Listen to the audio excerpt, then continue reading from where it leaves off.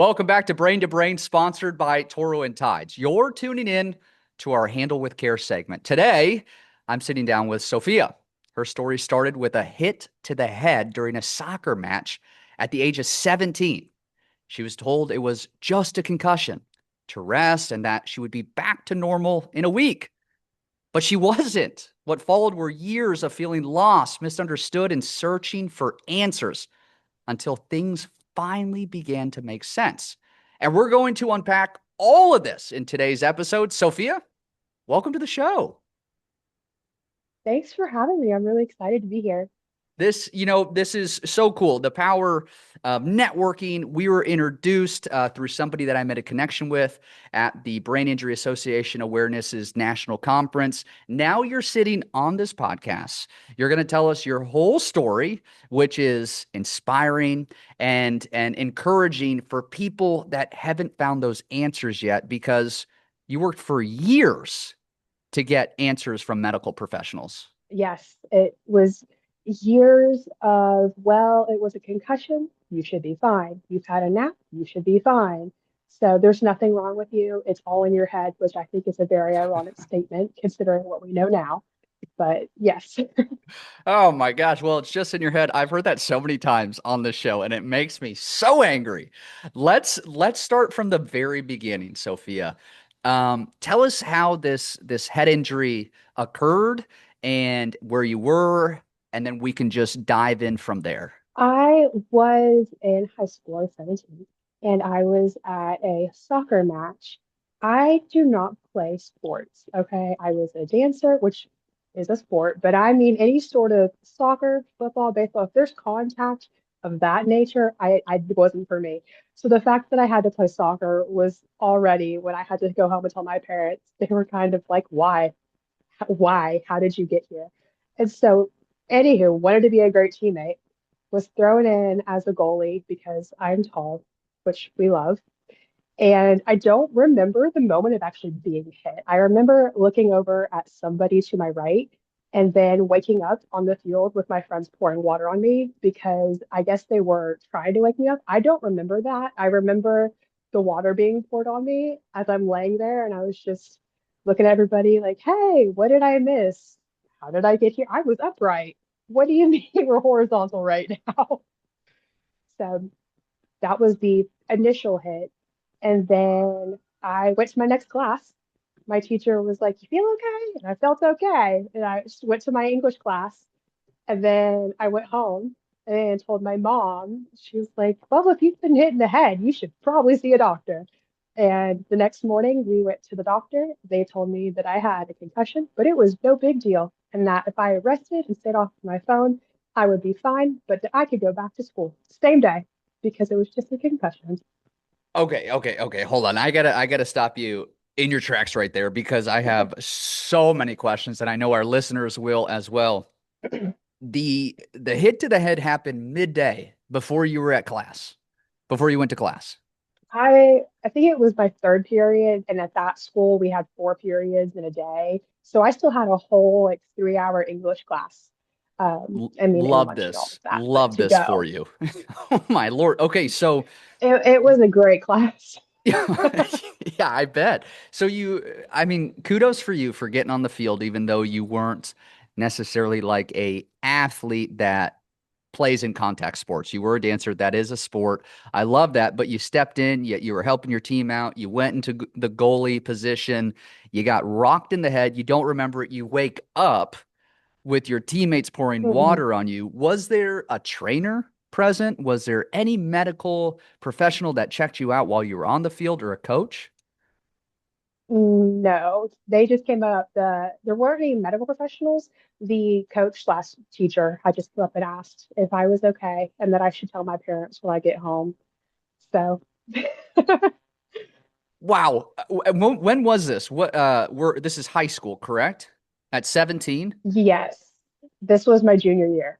Okay. The teacher should have known better.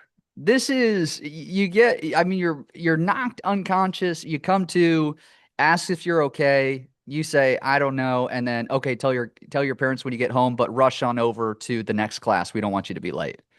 Absolutely not. Okay.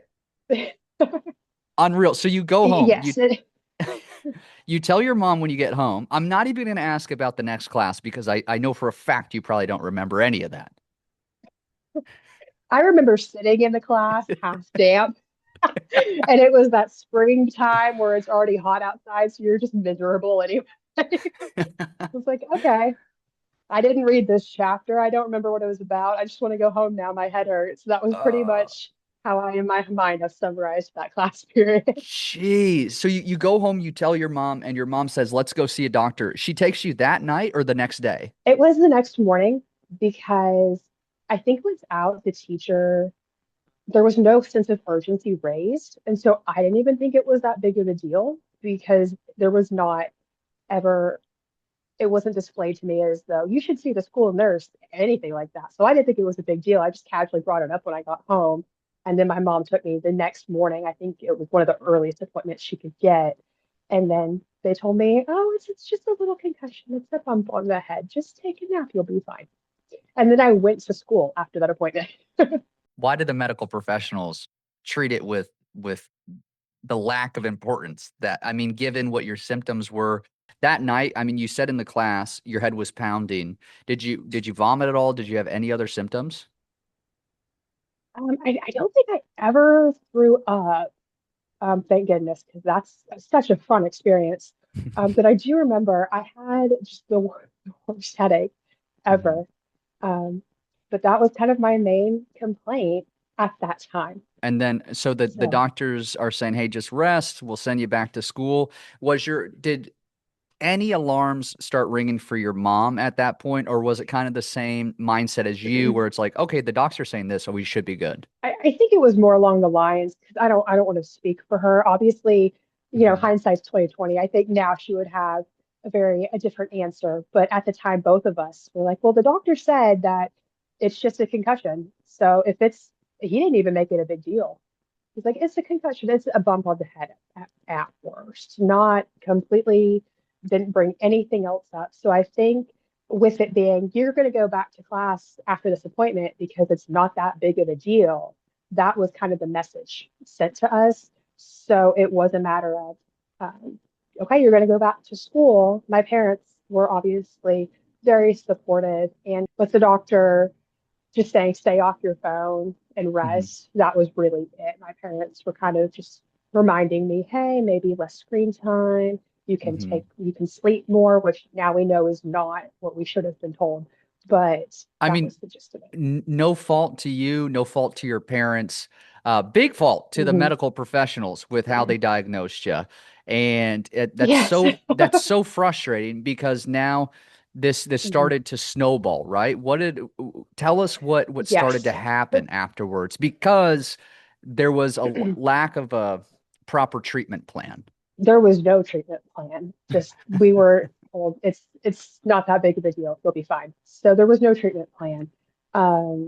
I finished out the rest of my junior year. At that time, it was just beginning. So I think a lot of it to myself, I had just chalked up as I'm a 17-year-old. I'm figuring out, I'm making bigger life choices. So there is going to be more anxiety and more depression and more rumination. I'm going to be more tired right now. There's a lot of life changes happening. I am a military brat. And one of the key appointments, looking back on it, that I do wish had been further scrutinized was because I was a military brat and my parents were retiring, you do have to go through certain checks and balances. And one of them is Mm. like your last doctor's appointment before you're off on your own, by yourself, doing whatever you want. And I remember at that appointment, because it was about a year-ish after that concussion, which in the course of that year, I had become severely depressed. And Mm. I remember at that appointment bringing that up. Like I'm the oldest. I was an annoying overachiever kid who did JROTC and just wanted to be, I was that annoying kid who wanted to Mhm. have good grades and was always early and I guess not annoying, but overachieving, very type A. And a year kind of goes by and we get to this appointment and I'm like, listen, I'm not the same. I didn't know it was depression, just that word hadn't been thrown around as much. I think there's more education now on mental health than there was at that time. And so I was kind of explaining how I felt, which was depression. And I even brought up the fact that I had flunked out my senior year. I had to go back, which was a big deal. And because that's a huge character shift. And the doctor at that appointment was, well, your parents are retiring, so it's just a lot of life changes. You're fine. Like, this isn't related to anything. This is just, you're going through a hard time as an 18-year-old. It's just normal.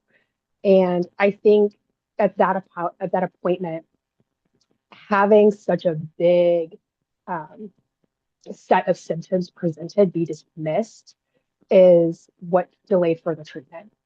Because at that point, I was like, well, this is how everybody else is feeling. I just not handling it well, I guess. I'm not adjusting to adulthood, I guess, as well as my peers. So I'm clearly failing at life right now, which is a very hard stance to take. I think as an 18-year-old, but without any proper medical intervention or support. And we didn't know because it wasn't something that is or was as commonly talked about.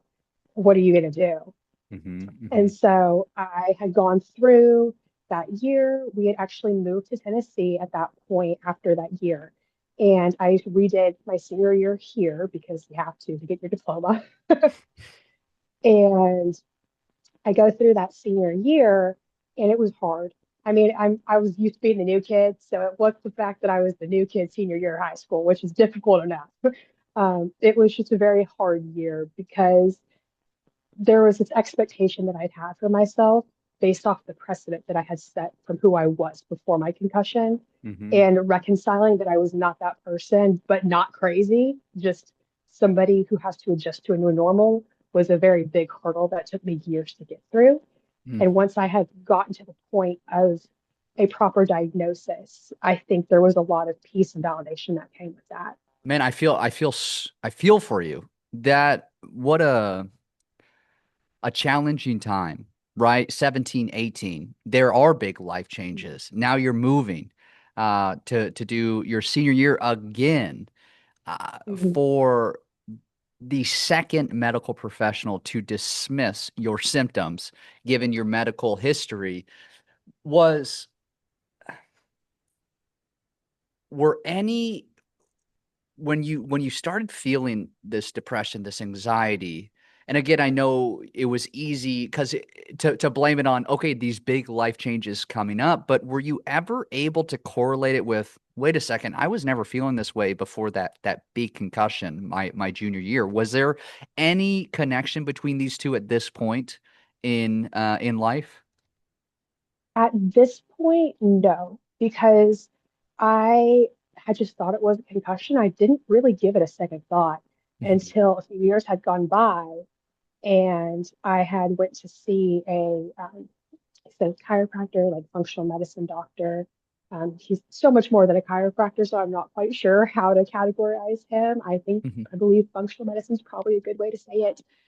But my parents have been going to him, and I guess had mentioned, excuse me, had mentioned, she's different now, and we've moved. At this point, I was 20, and they were like, it's just something is wrong. And so I had gone several years at this point, being told that I was just crazy, and then failing, and then depressed, and then I'll get over it. And so I go to see him, and he was amazing. He does different scans of your nervous system. I did different brain tests. He went through all the different lobes to see how they were responding, how I was reacting, what personality shifts I had gone through. So it is a very comprehensive and intensive few appointments. And I greatly appreciate that I had the opportunity.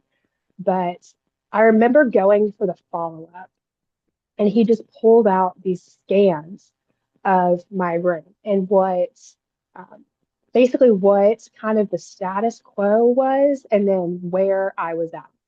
And it was extremely comforting in a very odd way. I feel like if you haven't gone through something like that, you're not going to understand how comforting it is to hear a doctor or a functional medicine provider say, you're not crazy. You just haven't been diagnosed and you haven't been treated. and he went over that my frontal lobe had actually been shrinking due to where I was hit in the side. So it was my frontal lobe and my occipital lobe that were affected. And my occipital lobe was swelling. And which really, once you start going over the lobes and the symptoms and piecing it together, it made so much more sense. And I remember him asking me, have you ever been hit in the head or had any head trauma? Because I can see now he's asking from a point of there had to have been trauma at some point somewhere. Hmm. And my mom was the one who remembered. She's like, well, you were hit a few years ago. And I think her saying that and him confirming that was the moment that it clicked. Like, oh, this was the incident. Because now I can compare who I was before and after are two very different people. And the person after is not a failure. They are just undiagnosed and unsupported. And that was a huge deal for me. Wow. I mean, what a blessing to have been put in the office of this functional medicine doctor, right? This is in Tennessee after y'all Mhm. move, about a year after the Yes. head injury, or you said it was when you were 20, so 3 years after the initial head injury. Hmm. Yes. 3 years of torture, of having people telling you you're crazy or dismissing these symptoms. I mean, even after Hmm. hearing that for a week, you start to believe it. I can't imagine 3 years. I mean, I'm speaking for myself. When, somebody says that to me enough, you start like, okay, you start owning it. Right. But You believe it. yeah, Hmm. wow. Yeah. Holy cow. Now, I do want to But dive into more of what was addressed with this functional medicine doctor, but I did just want to circle mhm. back real quickly to high school, right? You're this overachiever. You're wanting to get, straight A's or good grades, and then you go to your next year of school, your senior year, and you flunk out. Was this attributed Yes. to, okay, I'm 18, I'm just rebelling? I mean, your parents didn't pick up on it, you didn't pick up on it, or was it just not clicking when you were studying? Were you forgetting? What do you think led to this flunk out? It's not that we weren't picking up on it. I just think we didn't know what to do Hmm. because I had already been told that I was just going to have to get over it because this was what being 18 was. And God. so I think Oh. my parents were, yeah, it's wild to look back on now. And I can't believe a doctor looked me in the eye and said that, but, or the paraphrase of whatever that is.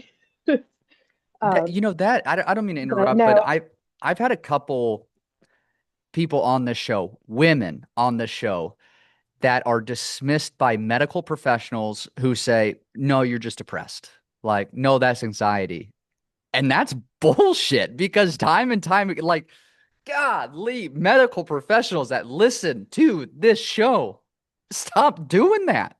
And if you're not, good on you. But I'm so sick of hearing that it's if you're a female and you're telling your doctor that you're experiencing these certain symptoms or you're struggling with this or that, don't write them off and say you're just depressed. Oh, that's I mean, I'm not living it. I'm a man, but like to hear my guests come on and say it, it's like, good Lord, go back to med school again. I mean, take a lap. That's oh wow. yes. So Going through that has definitely amplified that for me. So now when I go to the doctor, I am a little more prepared, a little more, this is y- going to be addressed because I've done this before and I'm not doing that to myself again.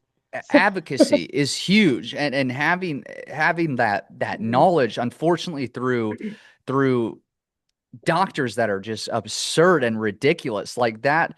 I'm proud of you for advocating for yourself, and I'm proud of you for not feeling like you're going crazy, even though you may have had that whispered in your ear from internal thoughts of these medical professionals just not taking you seriously. But so through the course of these 3 years, you're battling these symptoms. You still have headaches?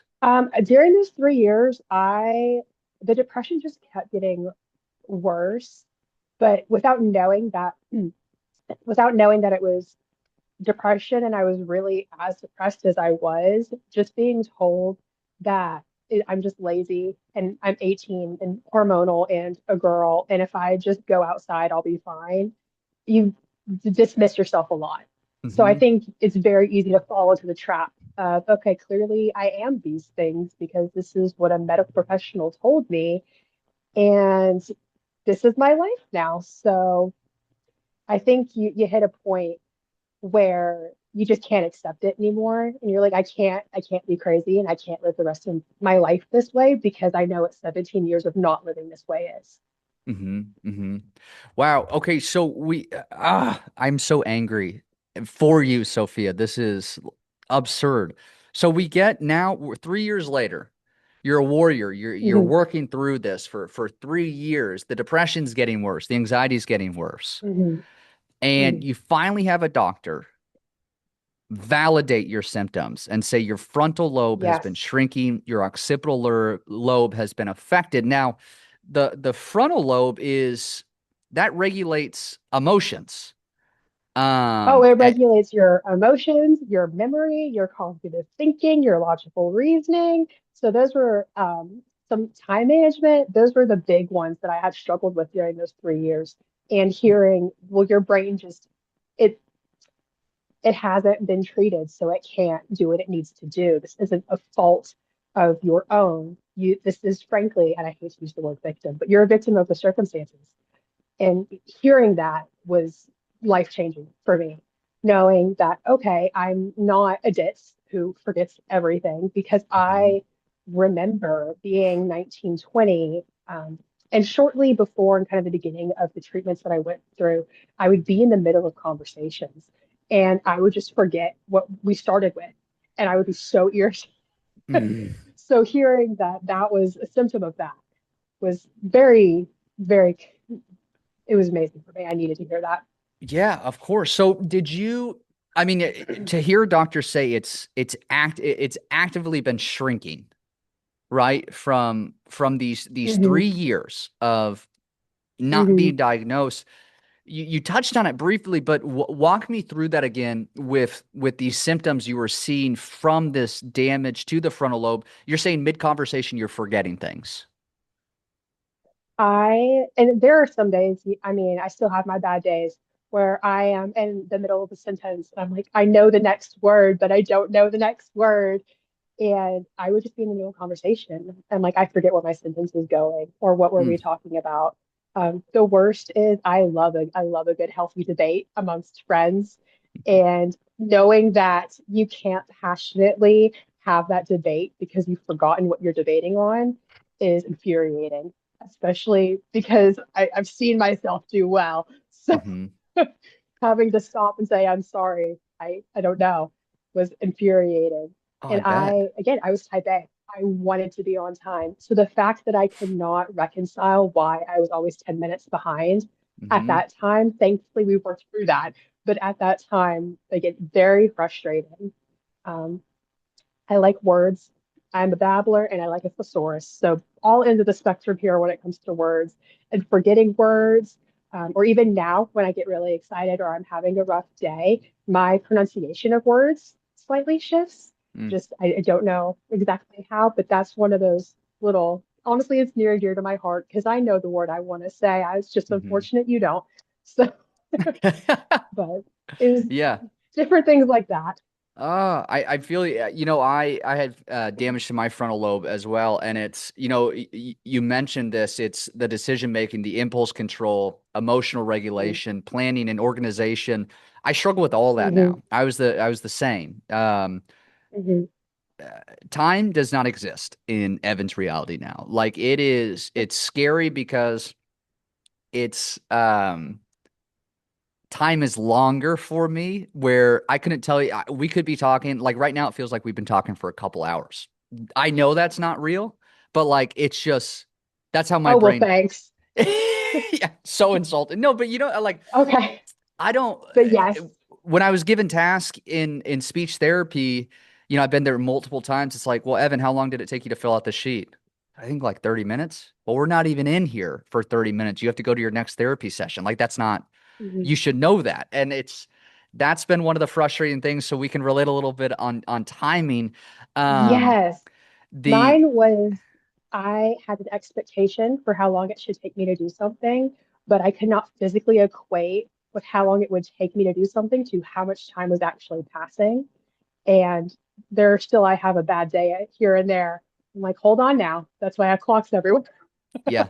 Yeah. And alarms. I live with alarms. Yes, Everything to my keep me on alarms list schedule. is a little frightening. Oh, I don't even want to show you mine. Like it scrolls for days on it.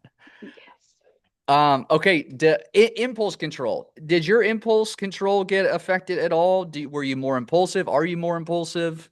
I Let's was talk about that. I was definitely more impulsive. Again, I had a planner that I had highlighted. It was honestly a work of art. I'm just going to say it. All the other older sibling type A's, it was beautiful. Mm-hmm. But all of the sudden, I just sure, I'm up for anything. Mm-hmm. Again, I'm not an athletic person. I do like water sports though. And we had already moved here. I was 19, I think, and some friends had asked if I wanted to go cliff jumping. And I had never been to this cliff and I had never done cliff jumping. And I decided in about 28 minutes that I was going to go do it and they picked me up. So again, Hell yeah. very impulsive. Yeah, I just told my parents, like, by the way, I'm going to go jump off a cliff in 20 minutes. Just thought I'd share that information. Yeah. Random things. Again, me now, we were able to think through that. Like, we've already done that task. We checked that box. Maybe not again. Mm-hmm. Mm-hmm. But I was just, I wouldn't say reckless, but there was definitely the checks and balances I think we go through to just generally limit the ways we can get hurt was definitely lower. Mm-hmm. Mm-hmm. You know, I love telling this because this just in the beginning my impulsivity was out of this world. Mhm. But it wasn't doing reckless things, it was spending. It was spending money, which Mm, is, I think, the worst impulsive thing to do. I bought a car with a check engine light on. What? Why? we all Why? learned. Yeah, thank goodness my brother like got on the phone and we have a similar voice, so he got to talk like it was me, but damn, I got taken advantage. The guy, then they wanted to charge me. They're like, well, to get it off the lot, you got to fix the engine. What? It was ridiculous. But just impulsivity, I'd buy. I'm a lot better at it now. I have the Mm, help and guidance of my girlfriend, my brother, my sister-in-law, where they're like, let's not get that, man. But it's a every day. Every day is a challenge with the impulsivity. Now, this mm, also affects personality, and you talked about the depression and anxiety. Um, yes. where where are we with that today? After the diagnosis, how are we with depression and anxiety? I'm doing a lot better. I Hmm. will say having the right doctor and having the right medication or treatment plan was instrumental to getting to where I am right now. I think the word, if I could sum it up, would be steady. I would call I'm pretty steady with everything. I think the days that I do have are definitely outliers, and I wouldn't even call it a full day at this Hmm. point. Any kind of flare up that I do have is pretty well managed. So if there is a day where you kind of know how you can feel it coming as it's Hmm. getting there. And I think those days when I'm like, okay, I can feel it coming is when you have to give yourself grace and say, I'm going to rest because I know if I don't take care of myself in this moment, it will get worse. And it's just not, we've already done that. Hmm. So I have a plan in place. I'm pretty steady with everything. Good. I do think taking a step back and not having to be as impulsive and knowing what I know now are two Hmm. very important key factors. And having my family and friends in church is such a great support system because so many people nowadays talk about how they've struggled with it at some point, whether it be situationally, a symptom, biologically, however. I think that helps a lot knowing that other people do understand. And then there's a lot of support in that community as well. I love that it's talked about so openly nowadays Mhm. because you had mentioned, it wasn't necessarily a thing at that age where when you were 17 in Yes. high school and before my accidents, depression and anxiety that never came across my mind. That was Right. I don't taboo is a tough word to use, but it was like I was never depressed. I was never anxious. Mhm. Like everything was great. And then accident Yes. happened and it was just I was steamrolled by both of Hmm. those emotions, and it led to some very, very dark days. And that's where like the intrusive thoughts crept in. And then that was also scary Hmm. with the impulsivity. Did you Yes, ever struggle with intrusive thoughts through this journey, or have you? daily. I'm not, Mm-hmm. I'm, let me back that up. Daily during those 3 years plus about a year and a half before I found the right medication. So there's about a 4.5-ish years where it was daily intrusive thoughts. Mm-hmm. I mean, it's been a few years. I'm steady now, but I think anybody who's dealt with depression, you can be having the best moment of your life and you can still have a random intrusive thought. The fortunate part of that is now that I'm further along, it's more of a fleeting thought. It's, Mm-hmm. oh, well, but I don't really feel that way. And I recognize that. And that's okay. Mm-hmm. Excuse me. When you're in that place or like in the pits of depression is what we call it in our house, I think I definitely had those thoughts and you ruminate on them and you just kind of get stuck cycling because I think it's just interesting how we like the human brain, at least for me, I'm a why person. I want to know why things are happening, Mm-hmm. or at least what's changed. And so I think when you're in the pits of depression, laying there, asking why, it's very easy to be caught up in those thoughts. Mm-hmm. Mm-hmm. Yeah, I completely agree. And I I've been to a lot of counselors. I've been to a lot of psychologists, to try to figure out this new life, especially in the early months and early years of life with this brain injury.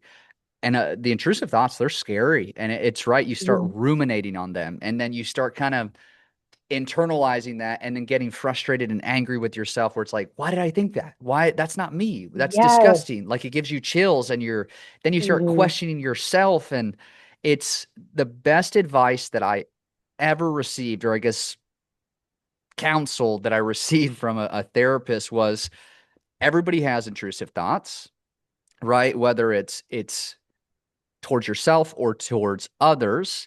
And it's Hmm. the more you suppress them, the worse they get, because you can continue to ruminate on them. Hmm. She told me, hey, it's okay. Like, you're not crazy for thinking this. Think of it as a cloud, recognize it, and then just let it pass. Like, don't keep Hmm. beating it up. And okay, if it comes back again, recognize it. Hey, okay, I thought that. That's not me. Let it go. Hmm. And again, like, I'm on medication for depression, anxiety, and seizures, and I still get intrusive thoughts, and they still are Hmm. scary Yes. and alarming. And that's like, for the Hmm. listeners that do still have them, haven't found the right medical treatment for it, it's okay. Like, we all deal with them, whether you have a brain injury or Hmm. not. With brain injuries, oftentimes, again, with where your brain is damaged, maybe they spike even more. Maybe they're even more inflated. For Hmm. you, what's been the best way for you to get through these intrusive thoughts that maybe our listeners could learn from? I get through them. It depends on the thought, unfortunately. There are some that are definitely more depression and fear based that I've had to change my environment in which I'm having the thought, which Mm, almost sounds very simple. But if I'm laying in bed at 2 a.m. thinking just horribly depressive thoughts, I have to get up out of bed and go sit somewhere else. I have to remove myself from almost where I'm having the thought physically mm, because it resets. And I think it just goes back to the basic of you walk through a door, you forget what you came in the room for. And so that doesn't clear the thought, but it begins the process for me of, okay, but now we're going to change our way of thinking. We're going to address it, but we're not going to be in it. So we're going to confront it. And I need to leave the environment in which I'm having that thought to do so. So it's usually getting up and going and sitting on the couch and then objectively looking at it. I think taking yourself out of the physical place of having the thought, you can almost not, I'm not going to say that you're a therapist because then that's a dangerous road, but you can almost objectively look at your own thoughts in a way and say, what is fact? What is fiction? What is feeling? And those are all three different things for me because facts are not feelings. Feelings are not facts. I got that backwards. Feelings are not facts. And having to recognize that is huge, but there's a lot of peace in that. So if I can Mm, objectively look at a depressive thought as that is a feeling, or a thought. It's a valid thought. However, it is not a fact of the situation. So we're going to close that chapter and we're going to do something else now. Rather, that means we're going to read a book to change our thought process, or I like to play The Sims, or put a TV show on, or put some headphones in, whatever we need to do to just reset. It doesn't have to be extreme. There just has to be a change of course. mm. Brilliant, brilliant advice. And I think I've never thought about changing my physical environment when I have them. I do, however, flip on The Office almost immediately, and that is a wonderful show for me to lose my thoughts in, which is great. But I Mm-hmm. love that. I love where you said what is fact, what is feeling, and what is thought, and you kind of Mm-hmm. categorize those two about the intrusive thoughts that you're having. Mm-hmm. Yes. Brilliant, brilliant advice. Sophia, the people that are listening better be taking notes because you are dishing it out. Now, okay, we have barely skimmed the surface of what the doctor showed through that imaging. He also talked about your occipital lobe, right? Yes. So Oh, that there was some swelling there. mm-hmm, And when it came to that, he was more kind of geared towards eyesight. Have I been having problem with my eyes? And I'd always looked at that as in, can I see? Which again, if you're not a doctor, I feel like that is a very fair take. mm-hmm, Because I think growing up in school, it's you either have glasses or you don't. You can see or you can't. So mm-hmm, that's usually I think how that falls. And I remember thinking, no, I can see everything. But he said, really think about it. Does light bother you? And him saying that, that helped because even now I have days where if I'm outside and the sun just catches my eye the wrong way, or if I have the sunroof open in the car and I'm driving and you move, the sun moves, it'll trigger a headache. And mm-hmm. so him saying that was like, okay, that makes sense because the frontal lobe, he went over that. And I was like, I smell what you're stepping in, Check, sir. check. But yes, but going over that is very helpful just Mm, because again, it's your eyes. And if you mm, can't use certain lights at certain angles, there is a debilitating feeling in that because why can't I? I've always been able to do that. I love mm-hmm, water sports. I can go swim in the pool. But now, if the sun hits a wave the wrong way, I'm like, well, why do I have a migraine? So it's that correlation was helpful. Yeah, I'm very sensitive to light now after Mhm. my brain injury. How do you what are you doing to help kind of reduce those symptoms? I wear sunglasses almost everywhere and I avoid, Yes. those fluorescent lights at grocery stores where I look like one of those guys that never takes his shades off, which is embarrassing but also very helpful. Yes. I will say the fluorescent lights, it's so funny. If I'm moving around, walking around under them, I'm fine. If I have to sit under fluorescent lights and be on a computer, like when I'm at work, there are some days where I just need to get up and go stand near a window or in Mhm. the dark bathroom for just a minute there. It's just interesting to me how light is something that we love, but can also be such a hindrance some days. hmm When you get these migraines, these flare-ups, what helps you the best? Is it heat? Is it ice? Is it darkness? It's ice. I have one of those cooling masks that you put on, and I will lay in the dark with this mask on, and that helps. It's not terribly interesting, but sometimes you just need to completely unplug from everything and just let your brain calm down. Preach, preach, sister. I wear ice all the time. I took off an ice pack to jump on this podcast with you. I live because of those ice packs. I don't think I'd be able to function Mhm. without them. Okay, 3 years without a diagnosis. You finally get a doctor that steers you in the right direction. Give us give us a taste of that relief that you felt leaving that office. You said, it was weird. People might not understand that haven't lived through it, Mhm. but Mhm. your symptoms are finally validated.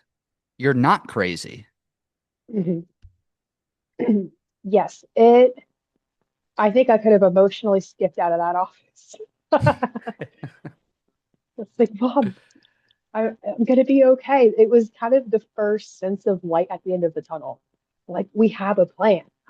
We have treatment that we're gonna do. There is a way to find my new normal because this cannot be all that's left of life for me.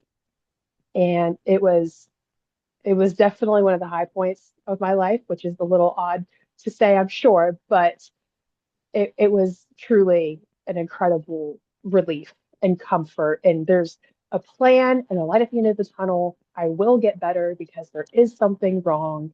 It's gonna be okay. Like Hmm. that audio, it's gonna be okay. Was just that sums it up. Wow. So at 17, they say, hey, just limit screen time. Symptoms progress, they Mhm. get worse. At 20, you finally get the proper diagnosis. Then they give you a treatment plan. You're 24. Um, I don't mean to give your age, but we did talk about it. But I want our audience That's okay. to know these last 4 years of growth of this treatment plan. What has that looked like from day one to now?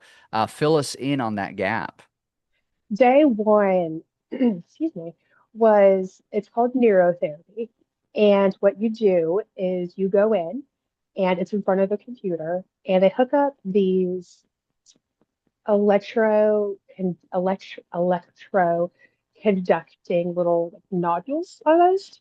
And so they're little metal clips with wires attached.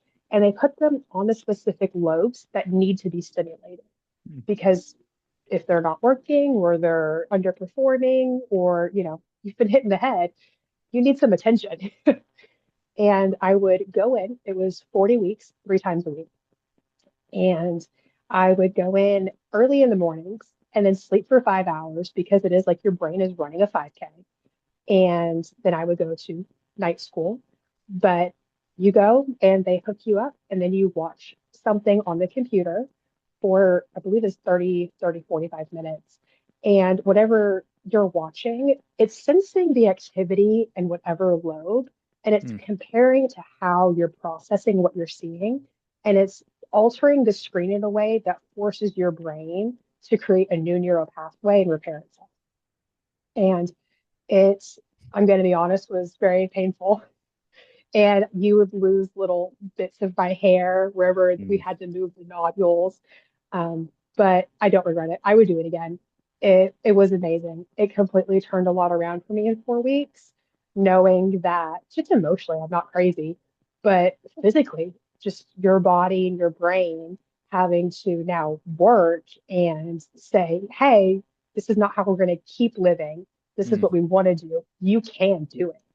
And so going through that it was life changing. It was, I would recommend that treatment to anybody where it's an option. Was it subtle changes during those 40 sessions, or 4 weeks? Was it, I mean, overnight? When somebody is considering this treatment, how fast do they notice these changes? So it's prescribed, at least for me, in 20-week chunks, which doesn't sound like a lot, but there's 52 weeks in a year. So, Hmm. so we did 20 weeks. Um, I would say it took about 8 to 10 weeks. And again, that's 3 sessions per week. So 8 to 10 weeks, almost 30 sessions before I was like, well, it's doing something Hmm. because I think it's very easy to be caught up in the temporary side effects of, okay, you get these horrible headaches. Again, your brain's running a 5K. You're physically sitting there, but your brain is working overtime. Mm. And it is a dark room with a bright screen, which is intentional because it'll alter brightness and contrast. It's very interesting. Um, but it hurts. I will say it's a specific type of headache that I would only get it after that. I don't get them anymore. And then obviously you do have a little bit of hair loss, but that's what good old, Nioxin's for. So that can be fixed. But and then you do get very tired. So I Mm. would do them, I believe it's 7:30 in the morning, and then go home and sleep for 5 hours and then go to night school for 3 hours. And that was all I could do. So if it is something that somebody is pursuing, I would plan on this being a large chunk of your reality. This Mm, is your job, or a large chunk of how much time a job would take. And I don't mean that to sound dramatic in a way, but it is your brain. And your brain at that point deserves your full-time job mhm. because it's your brain. Makes sense. And I mean, informative and hopefully encouraging for other people looking for Mhm. answers or new things to try. Now, speaking of this pain, we're turning this pain into purpose. What you're doing Mhm. now is incredible. I mean, you've been through it. Tell our audience what life looks like for you now and how you've turned this negative thing that was all consuming into something that's positive. Daily, it's very different, but for the positive, I'm more steady. I have a routine, which, side note, I think anybody going through a traumatic brain injury, either in their recovery or their treatment or daily life afterwards, I would recommend having a routine of some sort. And it can be a routine in anywhere, but I think for me, having a routine at night really helps with the time management, and it also really helps with the nervous system reset. Because no matter what my day has looked like, I know what my evening will look like. Mm. But now I mean, I work full time. Yay, finally. And I really enjoy doing that. I also do pageants, which my whole platform, my whole purpose for doing it is to raise traumatic brain injury awareness and, really promote advocacy for education in traumatic brain injuries and acquired brain injuries, just brain injuries in general. There are different types. Going forward with all of that, I do believe that is an area that is not talked about enough. I think, thankfully, society, we're at a point where we talk about anxiety and depression in such a manner that it is okay to go through it, and there are resources, and it's easily uh, more resources are more easily accessible. And then for brain injury wise, I believe the statistic is about every 9 seconds a brain injury happens. And that to me is baffling, the fact that it's less than 10 seconds and nobody talks about it. Nobody knows where half the resources are. I certainly didn't. I didn't really know what we were doing and what to do until I had met with my functional medicine provider. So that would be a big thing for me. What you're doing is so powerful because pageants are huge in the South, right? And we have like national pageants as well, and the platforms that these contestants use are so important because it's heard. It's truly heard by the judges, by the people sitting in the Mhm. stands. Um, and you have actively chosen to educate people on brain injuries. Yes. Education is key. I've heard this from so many people in the Mhm. brain industry, brain awareness realm, right? The Brain Injury Association of America. There's the Mhm. Sunflower organization that helps highlight hidden injuries or hidden Mhm. disabilities. What has the reception been like for when you do take the stage and you do share this insight? Is it surprising for them? How is it received? I think it's a mix of it's surprising because it is an invisible injury in a lot of survivors. I mean, it's an unfortunate fact of society, but I feel if you are obviously very physically ill, it's much easier to be dismissed. And so there are times where judges have been very surprised because you wouldn't know looking at me, Mhm. but there's also this amazing community that's come out of it because I have had even little girls, which is very close to my heart, come up to me and say, I had one. Thank you for saying that. I mean, the organization that I compete with right now, one of our areas of competition is your onstage introduction, which is 30 seconds. You can say whatever you want almost about yourself. And mine is predominantly geared about traumatic brain injuries and that I had one, and it's important. It needs to be talked about. And having other people who hear my intro come up to me and share their stories is a great encouragement. But I do think it builds that community.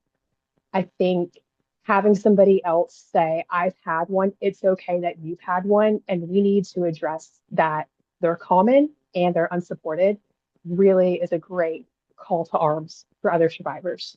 Hmm. I could not agree more. It's that community aspect. I love how girls are coming up to you to share their story and are feeling seen by what you're sharing Mhm. in that 30-second window where you get to share a little bit about yourself. What gave you the strength to share your story when oftentimes people don't have that? What was the tipping point for you where you decided it's time for me to talk about this? Unfortunately, I think the first phase of it was frustration Hmm. because there's a lack of representation. And I had always wanted to do a pageant. I didn't start them until I was in my 20s.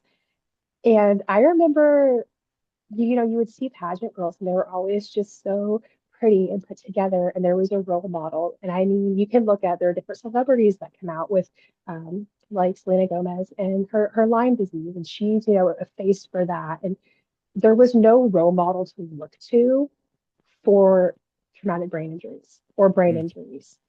And through pageantry, that has been one of my goals. And then I think that's where it started was I want to be a person that young women and little girls or just other survivors can look at and say, she did it. I can do it too. Because now I'm watching somebody who's figured it out. I haven't figured it all out, but but who is doing it. It's okay. It's not like I'm by myself on an island and I'm a weirdo and nobody gets me. It's okay, well, there's somebody out there who is publicly saying this has happened and it's okay and you're going to be okay. And I think having that role model for others, especially the younger generation, is very much needed. And you're doing it. I mean, I'm so darn proud of you for taking that approach to this injury when it would have been easy just to not bring it up anymore and do pageants and find something else to advocate for. But look, I've never been in a pageant before. I never will because I got a face for radio. I just can't do it. But you are that role model for these girls that are showing up, and I love it. I love the inspiration. I'm inspired by listening to what you got to share on the podcast with us today. In closing, I always like to have my guests have the last word, but I just wanted to say what I took away from this conversation, which I'll carry with me, is that it's okay to have anxiety and depression. You spoke so highly on that, which is so important. I want our listeners to understand that. And to carry on to what you said with that, there are resources that are available and accessible. Getting help is Mhm. so important. Know you're not alone, and reach out. If you need something, reach out to Brain so we can direct you in the right areas to get that Mhm. accessibility. That's the brain injury, baby. All right. What would you like to say in closing for our listeners? I would like to say the two things that I've learned, if I can narrow it down to just two things, Hmm. and things that I still carry are your circumstances do not define you. You can have a hard day. That doesn't mean you're a failure. You may not have a hard life, but you can have a hard day and it'll be okay. And the second thing is to give yourself grace. You're adjusting to a new reality. It is going to be different. Doesn't mean it's less than, it's just different. Grace is a phenomenal word to use to close out this episode. Sophia, thank you so much for sharing your story with us and just providing so much insight on how life doesn't end when you have a brain injury and you can continue to pursue your dreams and make a difference. That concludes the episode of Brain to Brain, Handle with Care. Thank you, thank you, thank you so much. We'll see you all in the next episode. Have a good one, Sophia. Thanks, you too.